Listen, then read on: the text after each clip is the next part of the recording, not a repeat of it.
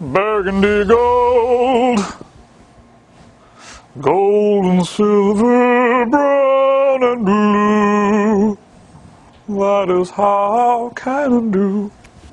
All right, check this out. We've got the elf, and we've got 4 elves. That's a lot of elves. They're probably going to be making Christmas toys soon. These kind of look like Christmas toys. They look like Christmas candy. All different colors. 8 megapixel Canon ELPH. This is the SD1100 IS. IS stands for image stabilization. So you've got IS, which everybody needs IS these days. You've got a Canon camera with awesome Canon lenses. On the back here, take a look at this. 2.5-inch screen. And they keep this camera really simple. This is something you just throw in your pocket, throw in your purse, keep in a little pouch, and take it with you. Let me close the lens up here. It's a 3x zoom as well, by the way. And take a look at how small this is. The blue one goes right into my blue shirt. And do you even notice it there? Really? Kind of? Maybe? It's smaller than cigarettes. Don't smoke. But it is smaller than cigarettes. The only thing that should be smoking is the quality of your pictures. This has the Digic 3 image processor. Now, Digic 3, the color saturation is awesome. In fact, take a look at some of these pictures here. Notice the colors. They always stand out. And one thing that's also nice, they're not oversaturated. It doesn't do that. It does take very true-to-life images. So you have Digic 3, and another nice thing about the Digic 3 processor that's in this camera, there's less noise than before. And one thing you almost always run into with compact cameras, when you're in low light, well, you need a little more sensitivity. So if you shoot in auto mode, it raises the sensitivity a little bit.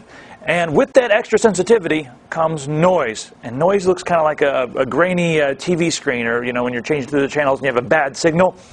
Well, you get a lot of that with some cameras. With the Digic 3 image processor, the noise has been reduced a lot. So there's a lot less of that. And also, like I said, the color is a lot better.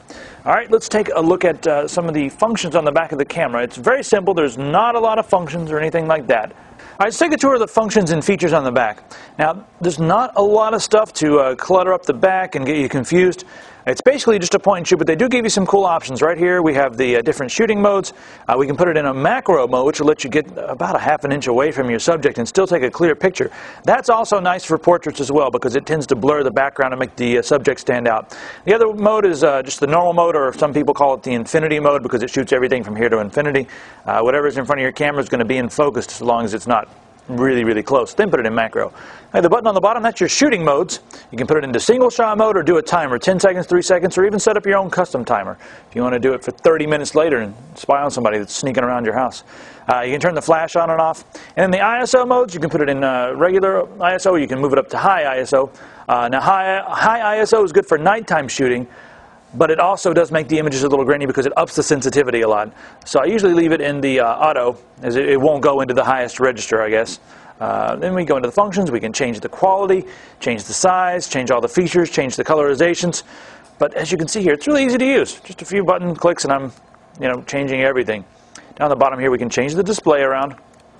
There we go, turn it off. If you want to look through the viewfinder, and that's a true viewfinder because you're actually not seeing a digital display, you're actually looking through that little hole right there.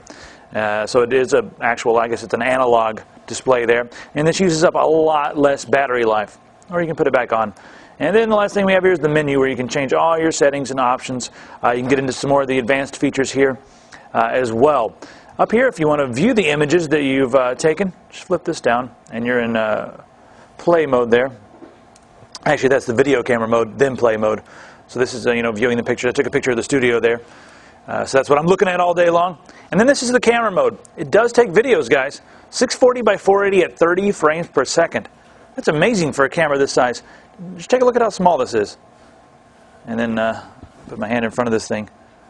This thing is, I guess the word tiny is what I would use. Even with the lens out, as you can see there, that was the zoom. It's still very, very small. So very wieldy camera. Very sleek as well. And it does come in the other colors. Just hold them up here so you can see them. And down there it's a silver. Ooh, it's shiny. I also have the brown one. There it is. Take a look at this gold one. Let me mention one more really cool feature about this camera. Now, a lot of times you're trying to take pictures of your friends and you have the camera in automatic mode. You got a couple people there and you press the button, and instead of focusing on your friend, it focuses on like a background or some guy over here or a pole, or maybe there's a light. They're like cameras a lot of times, they're like bugs. They want to go straight to wherever the light is and focus on that. Well, this one has face detect. It actually detects the structure of your face. And if your friend's moving, you'll see a little box around their face. It's kind of cool. And the box follows them around. So it focuses on the structure of the face, not on a light in the background like some of the other cameras, and not on a pole, not on a punch bowl at a party that's over there that's really bright, and the camera's like, ooh, bright things. They're like little kids or moths. I don't know. Little kids with moth wings that fly towards the shiny things. But not this one. It focuses on the face and makes sure that that's always crisp and in focus. So that's nice as well. So again, we have the 4 different colors here. We have the blue, we have the camel, the gold, the silver, and the brown. So pick which one you like the best. It's a Canon. It's an ELPH. It's very, very solid aluminum. And you know what? Let me check something else real quick.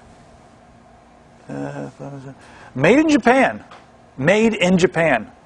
Now, let me mention one thing really quick about the cameras that are made in Japan. Japan has higher production standards.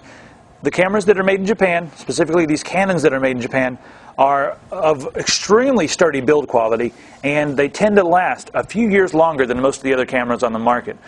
So that's another huge bonus. So you look at the back. Whenever I go to the store, I always pick up the back and flip it around and go, oh, made in Japan. You know it's going to be a better built camera. So the Canon ELPH. This is the SD1100IS. Great camera. I'll see you guys next time.